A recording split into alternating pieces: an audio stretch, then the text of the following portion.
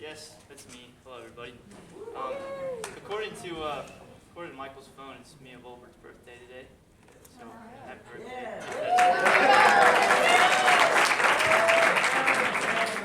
So here's the idea. I'm taking some silly college class. They gave me some silly college assignment. I got to give a silly college speech to you silly high school people. Okay. It's like 7 minutes, and that's recording. That's recording. We're going to see how it goes. Honestly, we're just having some fun. So, let me make sure everything is... Oh, yeah. Oh, yeah. Okay, so I think we're ready. So, any questions before we start? All right. So, from the dawn of time, mankind has been plagued by seemingly unanswerable questions. Things like, do we have free will? What happens after we die? Where's the beef? These questions and many more have left us all collectively scratching our heads looking for an answer. Ladies and gentlemen, I'm here in front of you today because I have an answer to one of your questions, but you're not going to like it. No, marching band's not a sport. What makes me qualified to tell you that? Well, for those of you who don't know, I was in marching band, this very one, for 3 years. Good time. I also coached a different marching band for a whole year.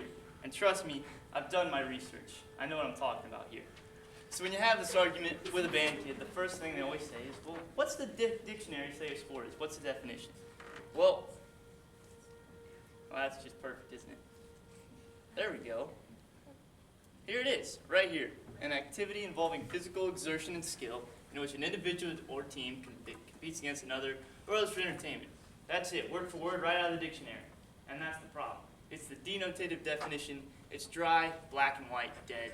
It's not what we're looking for. What we do want is the connotative definition. It's this living, breathing, socially accepted version of the word sport. It's, what the general population accepts as a sport. We're talking about things like baseball, basketball, football, soccer, volleyball, lacrosse, these kind of things. There's little to no argument about whether or not they're a sport. And why is that? What do they all have in common that makes them a sport? And more importantly than that, what do they have that marching band doesn't? So with that in mind, what I've done, I've kind of analyzed these sports, looked for common themes, common patterns that run along these sports, and I've come up with the 3 core principles of sports. These are the things that make a sport, and they are as follows: athleticism, objectivity, and reactivity. We're going to get into that more in depth, but first, I'd like to be known that I don't hate band. I'm not bashing on it. I really enjoyed it while I was in it. It's a great thing to be doing. It's just not a sport.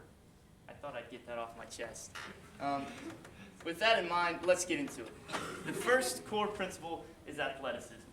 It's this idea of physical skill, ability, and coordination really driving the whole activity.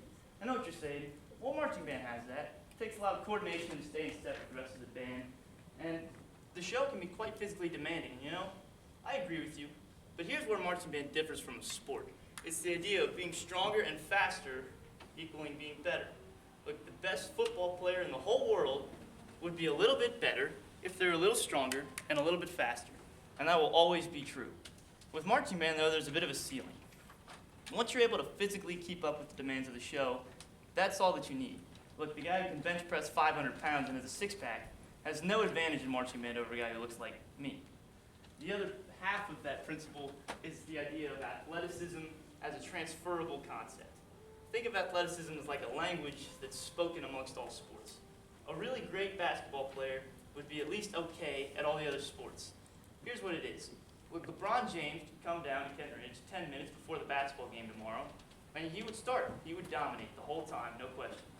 But the very best musician in the world, the best marcher in the world, could not come down to Kenton Ridge 10 minutes before halftime and even attempt the halftime show. They'd absolutely flub it because marching band doesn't have this transferability that other sports do. The other core principle is objectivity. This is the idea of all sports having clearly defined and well-established actions, and they will always result in a certain amount of points. In football, it's very clear how to score a touchdown. It's well-established, and a touchdown is always 6 points.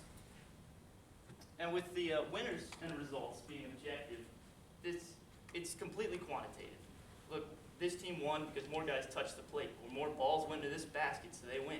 It's quantitative, band is qualitative. We're talking about judges, we're talking about human beings attempting to assess quality and assign the points.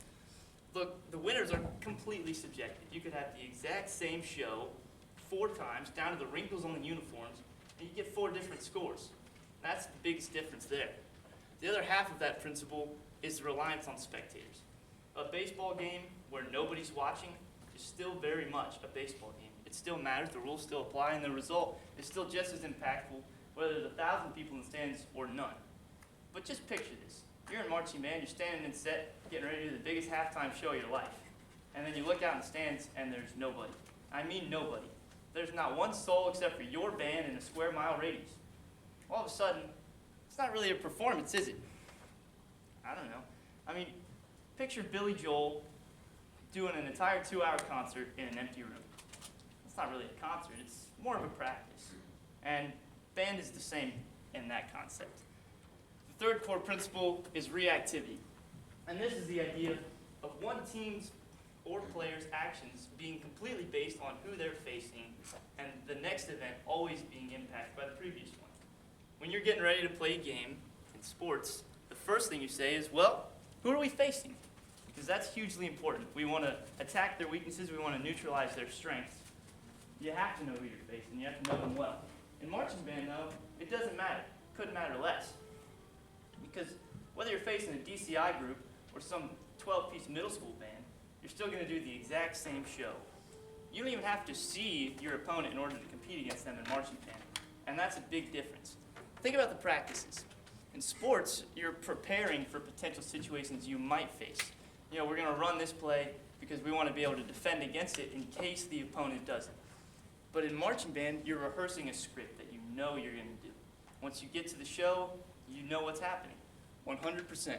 So in review, marching band is not a sport because it doesn't fit the 3 core principles found in all sports. That is 1, being in great physical shape has no comparative advantage to being in average physical shape.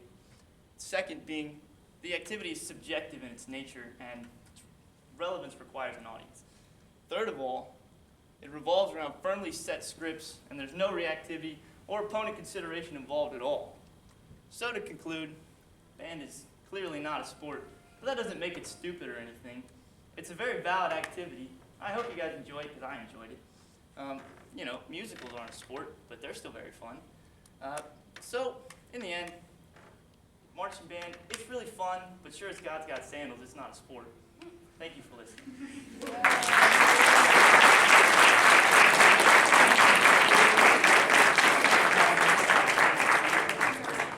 Oh, do we have any questions?